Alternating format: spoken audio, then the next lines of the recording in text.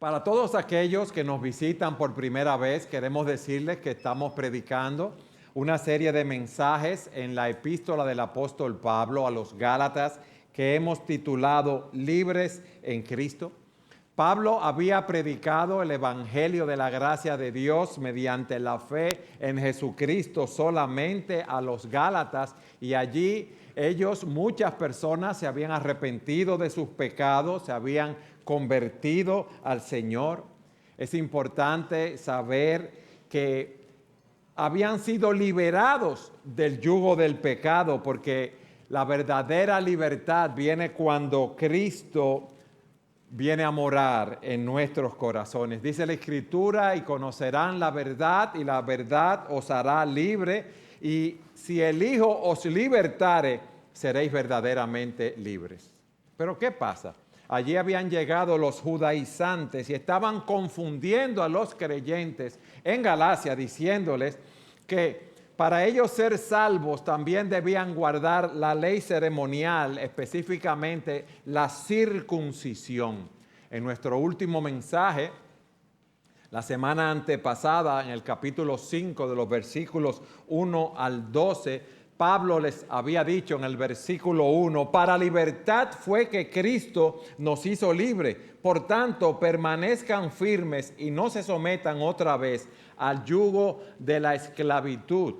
Volver a querer guardar la ley, volver a querer ser salvos por obras o por justicia propia, era volver al yugo de esclavitud de donde Dios los había rescatado y donde nos ha rescatado a nosotros, ya que Cristo llevó sobre sí la maldición de la ley y acabó con su tiranía de una vez para siempre. Y eso es lo que Pablo les ha dicho. Ya ustedes son libres, no tienen que volver atrás a esa esclavitud. Y vimos cómo él nos exhortó a mantener esa esclavitud. La pregunta es la siguiente, hermanos: ¿somos libres, sí o no? ¿Qué hacemos ahora? ¿Vamos a vivir como a nosotros nos parezca? ¿Sí o no? Ay, ¿por qué no? Si ya yo estoy libre de la ley, como él dice, yo no necesito la ley para ser salvo. Eso lo vamos a responder ahora, del versículo 13 del capítulo 5 al versículo 15. Vamos allí.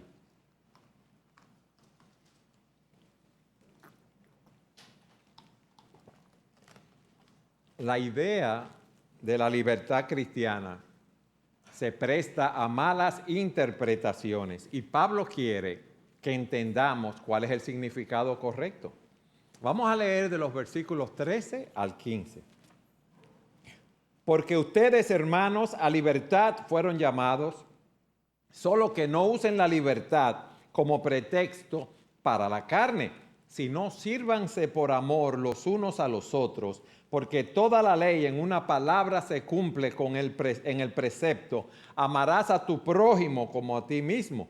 Pero si ustedes se muerden y se devoran unos a otros, tengan cuidado, no sea que se consuman unos a otros. Fíjense, aquí en el versículo 13, Pablo vuelve y hace otro llamado a la libertad.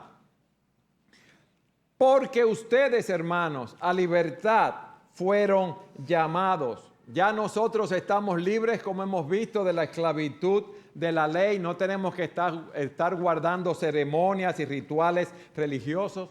Ya estamos libres de la culpa del pecado, hemos sido perdonados en Cristo, ya tenemos poder para vencer el pecado, aunque hay pecados remanentes en nosotros y tenemos luchas, eso es una realidad, pero ya sí podemos decirle no al pecado.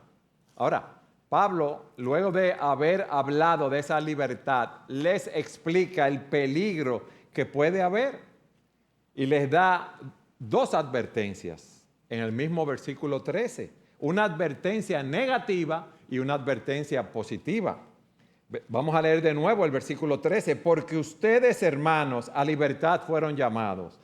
Pero, fíjense, negativamente le dice: solo que no usen la libertad como pretexto para la carne.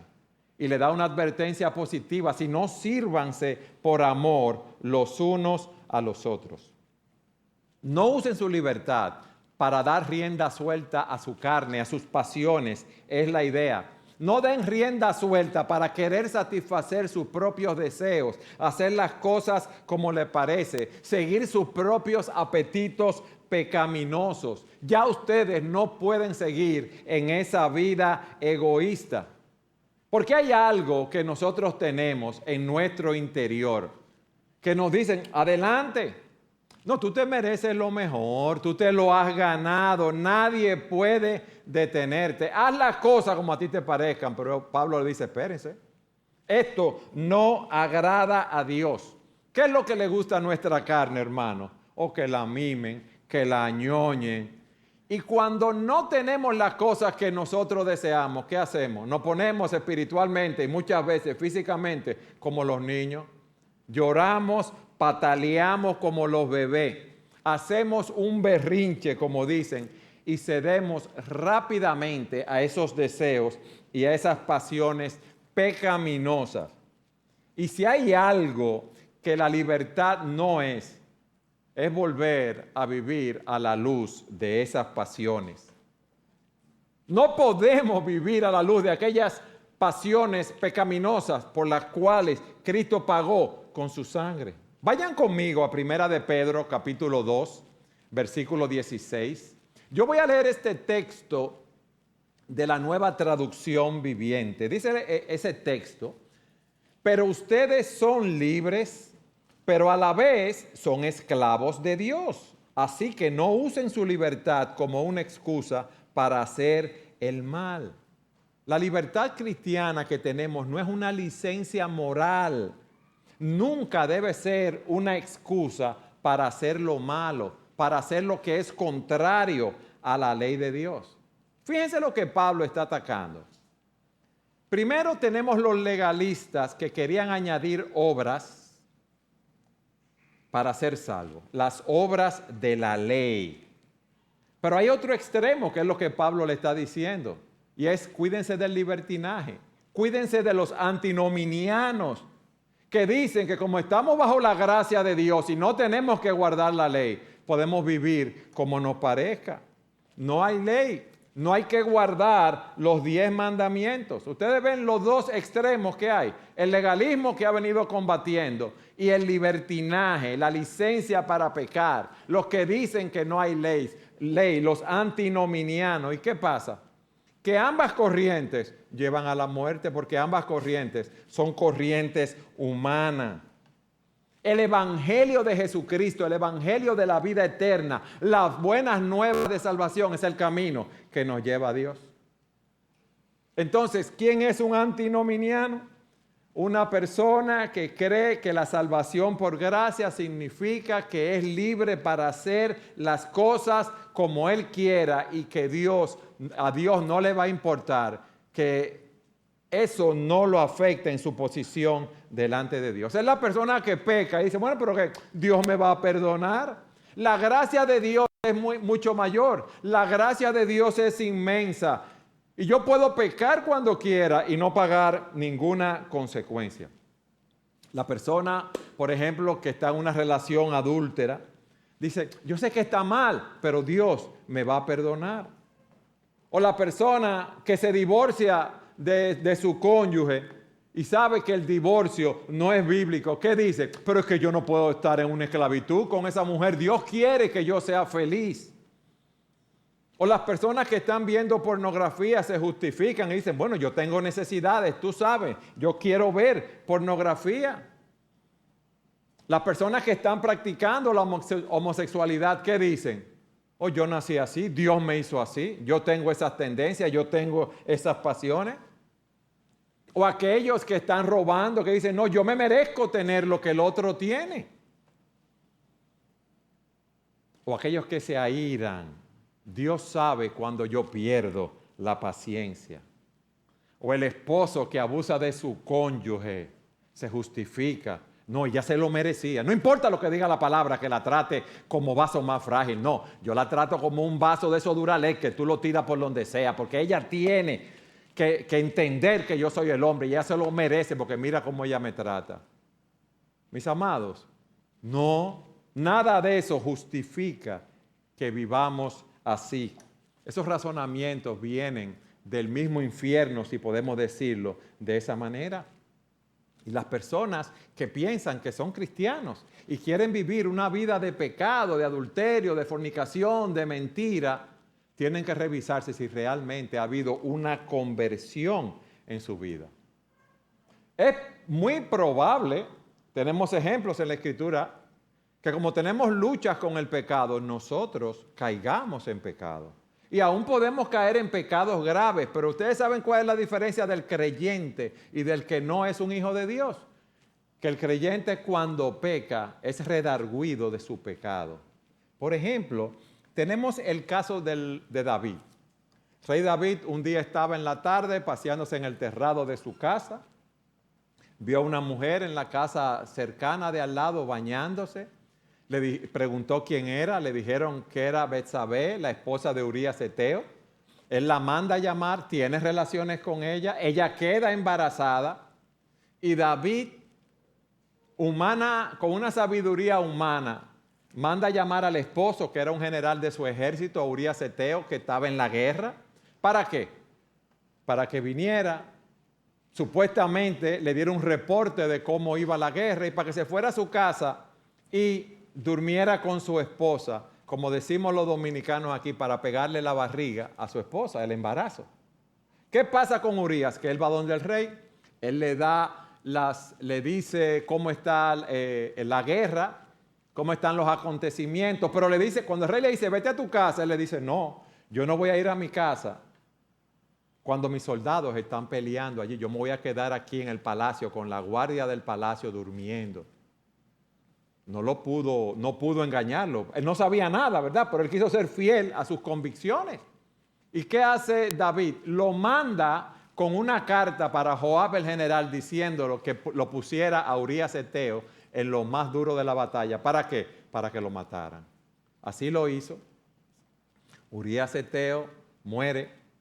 David toma a la viuda como su esposa, pero él sabía que había hecho mal. Su conciencia lo acusaba. Y dice la Escritura en el Salmo 32, hablando de David, miren cómo él estaba. Mientras callé mi pecado, mi cuerpo se consumió con mi gemir todo el día. Porque día y noche tu mano pesaba sobre mí, mi vitalidad se desvanecía con el calor del verano. Te manifesté mi pecado y no encubrí mi iniquidad. Dije, confesaré mis transgresiones al Señor y tú perdonaste la culpa de mi pecado. Entonces hay personas que dicen, no, tú puedes ser cristiano, tú puedes tener una vida de pecado, y ese tipo de personas no son más que engañadores. ¿Por qué?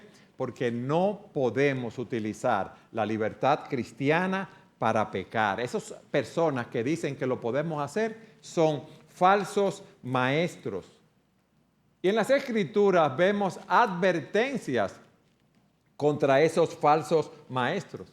Por ejemplo, segunda de Pedro dice, se jactan de sí mismos con alardes tontos y sin sentido, saben cómo apelar a los deseos sexuales pervertidos. O sea, le están ofreciendo a las personas una religión, si podemos decirle así, a la cual pueden acogerse y vivir su vida de pecado. Ay, así. Seguir en sus propias pasiones, seguir en sus propios deseos. Saben cómo apelar a los deseos sexuales pervertidos para incitar a que vuelvan al pecado los que apenas se escapaban de una vida de engaño. Judas también nos habla de ese tipo de personas, de esos falsos. Les digo esto porque algunas personas que no tienen a Dios se han infiltrado en sus iglesias diciendo que la maravillosa gracia de Dios nos permite llevar una vida inmoral. Y dice, la condena de tales personas fue escrita desde hace mucho tiempo, pues han negado a Jesucristo, nuestro único dueño y Señor. O sea, que si tú estás negando, ¿verdad? O tú estás pensando que la vida cristiana te permite cometer de una manera consciente, que aprueba, que lleves una vida pecaminosa, estás negando al Señor Jesucristo. Cristo nos libertó del pecado. Cristo no nos dio libertad para pecar. Óigame bien, Cristo nos libertó de esa vida de pecado. Por eso Pablo le escribe a los hermanos en Roma y le dice, vístanse del Señor Jesucristo y no piensen en proveer para las lujurias de la carne. O sea, vístanse de Cristo. No provean para los deseos de la carne. Entonces, ¿qué vemos aquí? Que la verdadera libertad no es hacer lo que tú quieras conforme a tus propios deseos y pasiones. Si tú estás viviendo así y dices que eres cristiano, primero estás engañado. Y es como dice un autor, es como tú saltar de un avión a 35,000 pies de altura sin paracaídas. ¿Qué va a pasar con una persona que da ese brinco? Va a morir. Y hay personas a nuestro alrededor, dice ese autor, que tienen una vida licenciosa, una vida que muchas veces uno la ve como una vida divertida, personas que viven para sí mismos, personas que solo están pensando en riquezas, en placeres, buscando la fama, buscando el reconocimiento del mundo, personas que viven en perversiones morales, sexuales, y son las personas que muchos elogian, son muchos de los grandes líderes, de los grandes hombres y mujeres en diferentes áreas, y esas personas piensan que se están llevando al mundo por delante, y piensan que son cristianos, y piensan que están disfrutando de la vida al máximo, que eso es la mejor vida, pero no saben que van en una caída libre y van camino a una condenación eterna. Dice la Escritura, hay camino que al hombre le parece derecho, pero su fin es camino de muerte. Pablo les había advertido que la salvación no era por guardar la ley, no era por hacer buenas obras, no era por una buena conducta, porque nadie puede llenar el estándar de Dios. Ahora les dice a ellos, hay un camino que al hombre le parece derecho. O sea, dice, bueno, si hay gracia, entonces vamos a vivir como nosotros querramos. No, eso va a tener un fin desastroso. Esto conlleva muerte espiritual. Hay una puerta ancha y hay una puerta estrecha. La puerta ancha, dice el Señor, lleva a la perdición y dice que son muchos los que entran por ella. Son muchos los que entran por ella. Pero dice, estrecha es la puerta y angosta la senda que lleva a la vida y pocos son las que la hallan. ¿Por qué puerta tú estás entrando? ¿Por qué camino tú estás caminando? Tú dices que tú eres cristiano y estás viviendo una vida de pecado abierto o escondido y no has confesado tu pecado a Dios. Tú debes analizar lo que hay en tu corazón. Hasta aquí, ¿qué hemos visto? Bueno, primero Pablo le hace un llamado nuevamente a los hermanos. Les dice, ustedes fueron llamados a libertad. Él les da una advertencia negativa. Son libres, pero no usen la libertad como pretexto para la carne, para vivir una vida pecaminosa. Veamos ahora la parte positiva de la advertencia. Dice, si no, sírvanse por amor los unos a los otros. O sea que no solamente debemos debemos ponernos a combatir esos deseos de la carne. Debemos saber que somos libres para servirnos los unos a los otros en amor. La verdadera libertad nos libera de nuestra voluntad egoísta. La verdadera libertad, la obra que Cristo hace en nuestros corazones, nos lleva de estar centrados en nosotros mismos para centrarnos en Dios y en su gloria. Nos lleva a servir a los demás. Hermanos, entre el legalismo y entre el antinomianismo tenemos la libertad cristiana. ¿Sabes lo que es la libertad cristiana? El poder de hacer lo que debemos dentro de la voluntad de Dios. El poder para hacer lo que debemos hacer dentro de la voluntad de Dios. Repito, la libertad cristiana es libertad del pecado, no libertad para pecar. Dios nos ha capacitado para, como yo dije, decirle no al pecado. Dios nos ha capacitado en el poder de su Espíritu Santo que mora en nosotros para vivir vidas piadosas. Tenemos el poder del Espíritu Santo morando en nosotros para vivir vidas que agraden a Dios. Amén. Pero miren, cuando dice en la frase servirnos los unos a los otros en amor, esa palabra servir viene de una palabra griega que significa esclavo. Somos liberados de la esclavitud del pecado por el poder de Dios. Habiendo sido liberados del pecado, estamos llamados a ser esclavos, no en el sentido literal, pero sí en el sentido de servicio, los unos a los otros, esclavos los unos de los otros por el amor de Cristo. ¿Alguna vez te habías visto así? Cristo nos liberó para servirnos los unos a los otros en amor. Cristo nos liberó para ser esclavos, si podemos decirlo así, para ser siervos los unos de los otros en amor.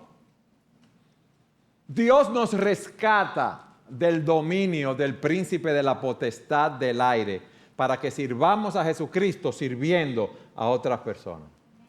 Y me gustó mucho lo que dice un autor. Un amo tiene muchos sirvientes, ¿es así? Un amo tiene muchos sirvientes. Entonces, en lugar de ser amos con muchos sirvientes, nosotros estamos llamados a ser sirvientes con muchos amos. Estamos llamados a ser sirvientes con muchos amos. Porque estoy llamado a servir a mis hermanos, a servir a las personas a mi alrededor. En amor, Dios me ha capacitado para eso. Donde el Señor vienen dos discípulos y le dicen, Señor, ¿quién va a ser el mayor en el reino de los cielos? Y Él le dice, miren, los reyes de las naciones, los gobernantes se erigen, ¿verdad?, con autoridad sobre sus súbditos. Ellos ejercen esa autoridad y le dice, no sea así entre ustedes, al contrario, el mayor debe comportarse como el menor y el que manda debe comportarse como el que sirve. Porque, dice él, ¿quién es más importante? ¿El que está a la mesa o el que sirve? ¿No lo es el que está sentado a la mesa? Y dice el Señor, sin embargo, yo estoy entre ustedes como uno que sirve. Y ese es el ejemplo que Cristo nos da. Lo que pasa es que nosotros no nos vemos así, no nos vemos como siervos. Siervos de los demás, no. Pues yo soy el centro del universo. Todo el que está a mi alrededor está ahí para servirme. Y si no hacen las cosas como yo quiero, entonces ahí es que me ven ellos en mi buena faceta, ¿verdad? Airado, disgustado. Y el ejemplo de Cristo es vital en eso. Y por eso dice la Escritura en Filipenses, haya pues en ustedes el mismo sentir que hubo en Cristo Jesús, el cual siendo en forma de Dios no estimó el ser igual a Dios como cosa a que aferrarse. ¿Qué hizo Él? Se despojó a sí mismo, tomó forma de siervo y se hizo semejante a los hombres y estando en esa condición sufrió la muerte de cruz. ¿Por qué? Por amor a nosotros. Eso es lo que nos enseña la palabra. Y tú y yo tenemos el Espíritu Santo. Tú y yo somos hijos de Dios. Y por eso el énfasis en el amor es de suma importancia. Los fariseos enfatizaban la ley externa, pero es el amor en nuestros corazones que produce el Espíritu Santo lo que marca la diferencia. Y ahí fue donde los judaizantes se equivocaron. Ellos pensaban, bueno, la única manera de yo cambiar el comportamiento humano es a través de un sistema de leyes. Pero les digo algo, las leyes no pueden cambiar el corazón. Porque nuestro corazón está endurecido. Entonces, nada externo va a cambiar mi corazón. Lo único que cambia mi corazón es cuando yo me arrepiento de mis pecados y voy a los pies de Cristo, confiando en Él como mi Salvador, que me quita el corazón de piedra y me da un corazón de carne. Un corazón de carne que late para Dios. Y por eso dice la Escritura que el amor de Dios, óigame bien, el amor de Dios es derramado por el Espíritu Santo en nuestros corazones. Fue el amor de Dios que lo motivó a enviar a su Hijo Jesucristo a morir en la cruz del Calvario por nuestros pecados. Mis hermanos, dice la Escritura, porque mientras aún éramos débiles a su tiempo, Cristo murió por los impíos. Eso éramos nosotros, débiles, impíos. Y dice que cuando estábamos en esa condición, que Dios muestra su amor para con nosotros. ¿En qué? En que siendo pecadores, Cristo murió por nosotros. Éramos débiles, éramos impíos, éramos pecadores y Dios envió a su Hijo a morir en la cruz del Calvario por nuestros pecados. De tal manera amó Dios al mundo que ha dado a su Hijo unigénito para que todo aquel que en Él cree no se pierda, mas tenga vida eterna. Hermanos, Cristo pagó un gran costo al dejar su gloria en los cielos, al encarnarse, al hacerse hombre. Y estando en la condición de hombre se humilló y murió en la cruz. Eso es el amor. Es con ese amor que nosotros, como veremos, debemos ejercer nuestra libertad. El amor verdadero ve una necesidad y satisface esa necesidad aún a un gran costo personal. Y el Señor nos dice, en esto conocerán si sois mis discípulos. ¿Cómo lo van a conocer? Si se aman los unos a los otros. Él no dice, ellos van a saber si tú eres cristiano porque tú asistes a la iglesia bíblica sola gracia, o porque tú oras muy correctamente, o porque tú tienes una sana doctrina, o porque tú te vistes y actúas de una forma correcta como otros cristianos. Todas esas cosas son importantes. Pero Cristo dice que van a saber que son mis discípulos si se aman los unos a los otros. ¿Por qué? Porque el Evangelio, como hemos visto, cambia nuestros corazones. Y un corazón cambiado produce relaciones profundas de amor y servicio. Un corazón cambiado quiere imitar a su Salvador.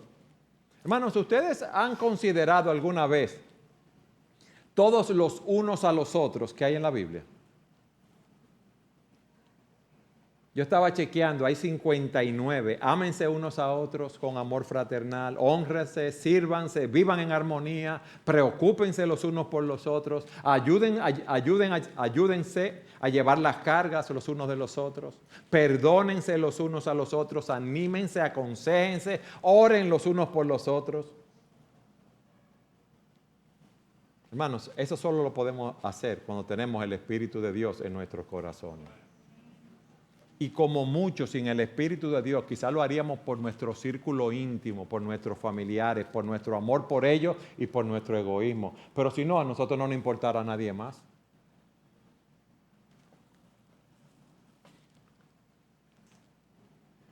Hemos visto el llamado a la libertad. Somos libres, ¿y qué hacemos ahora? No usen la libertad como pretexto para la carne, le dice Pablo. Sírvanse por amor los unos a los otros. En tercer lugar, vemos cómo ese amor es lo que nos va a mover a usar la libertad.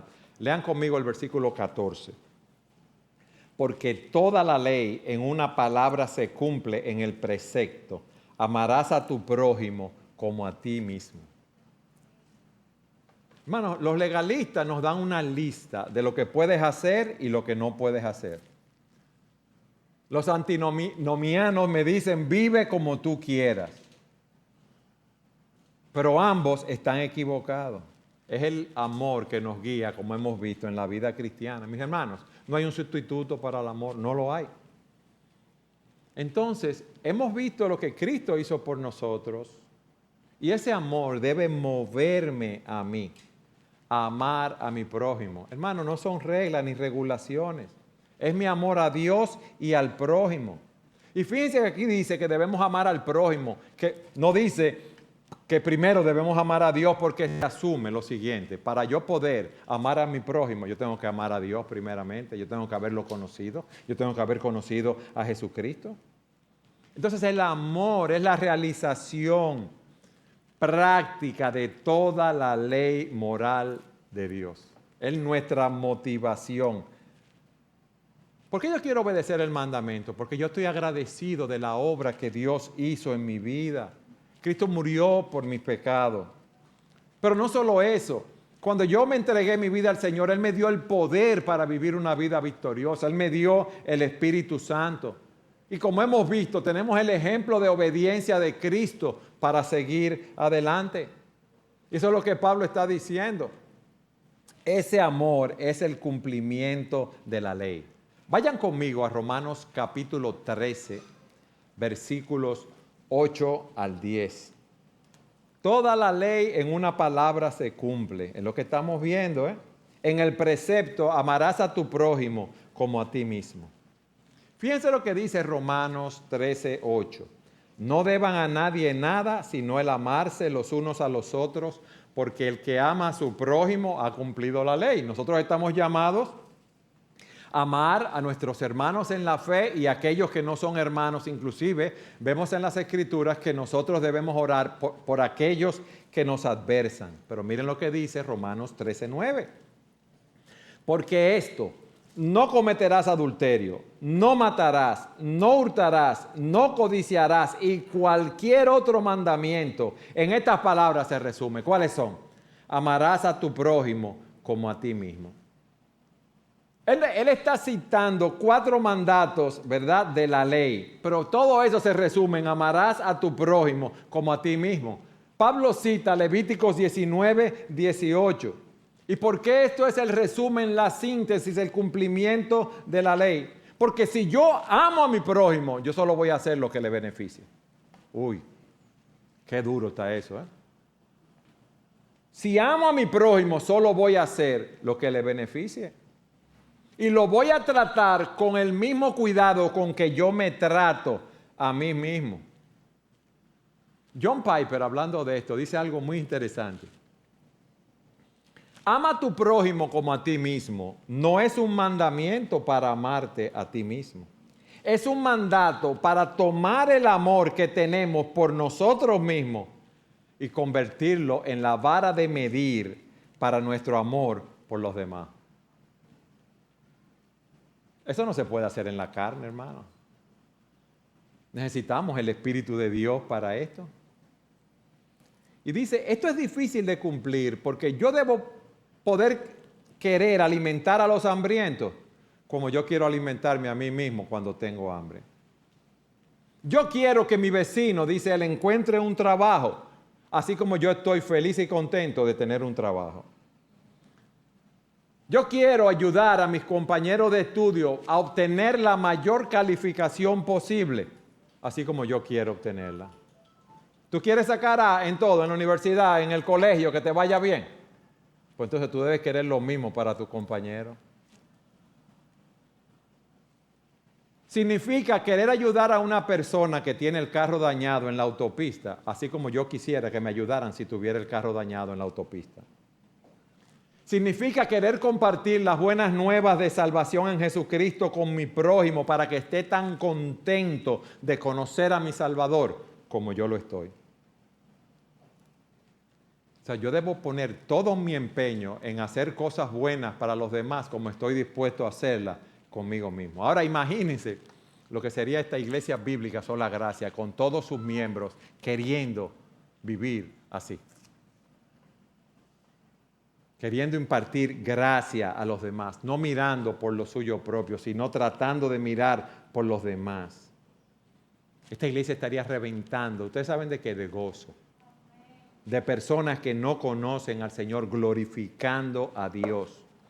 Las personas vendrían aquí y se convertirían. Así es que debemos ser nosotros en el poder del Espíritu Santo. ¿Cuál es el punto? Yo no puedo afirmar que yo amo y estar cometiendo adulterio, fornicación, asesinando, robando, codiciando. El amor no hace eso, ese es el punto.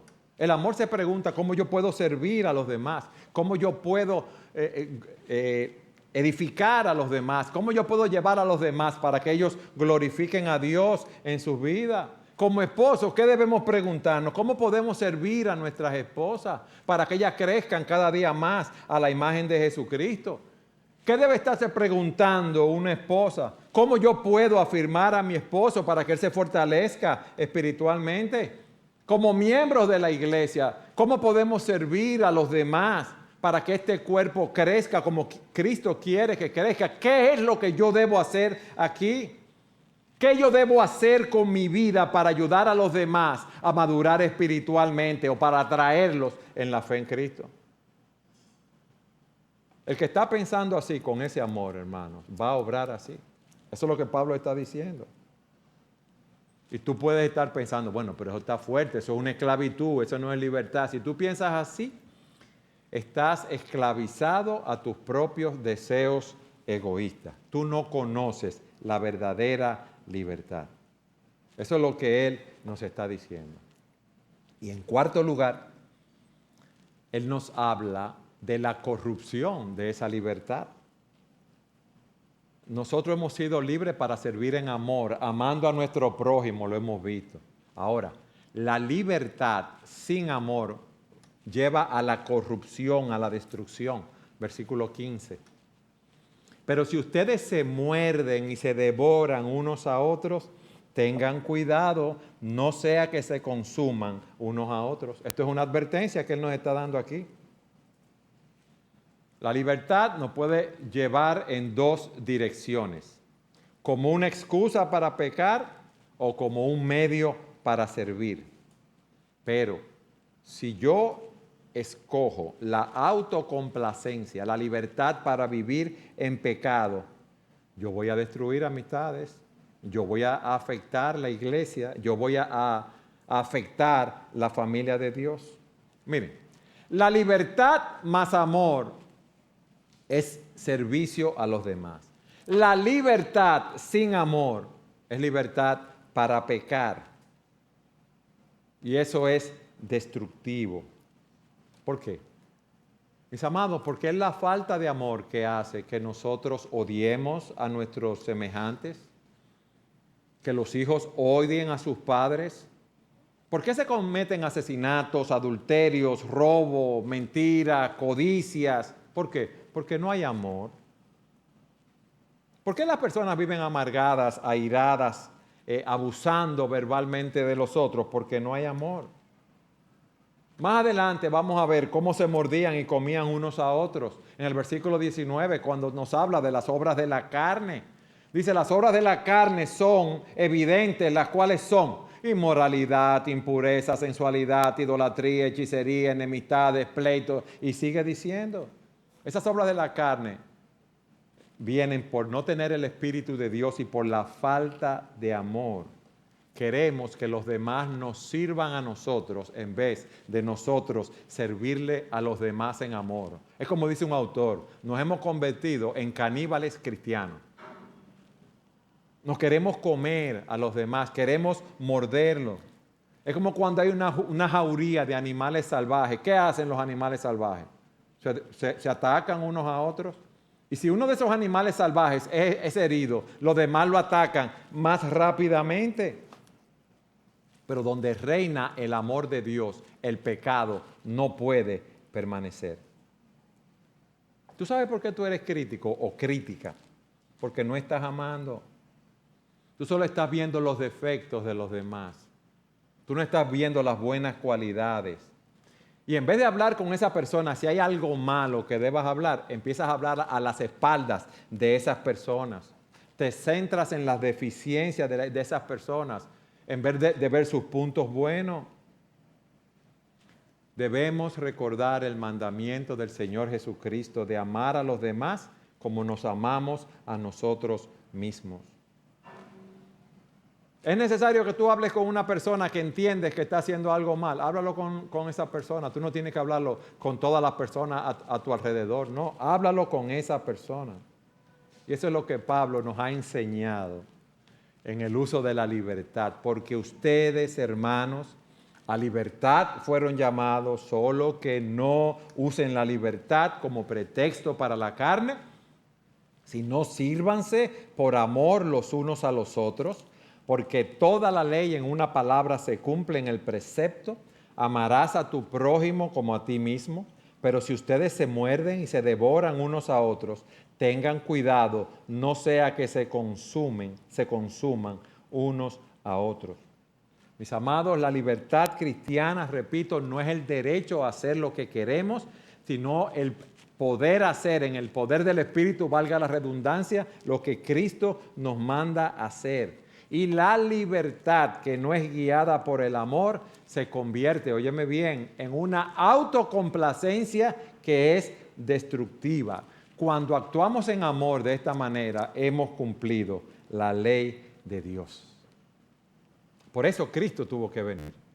Por eso Cristo se encarnó, vivió una vida de obediencia completa a Dios, sufrió en la cruz del Calvario por nuestros pecados, resucitó y al tercer día ascendió a los cielos para que nosotros, todo aquel que crea en Él, no se pierda, mas tenga vida eterna y podamos disfrutar de esta libertad.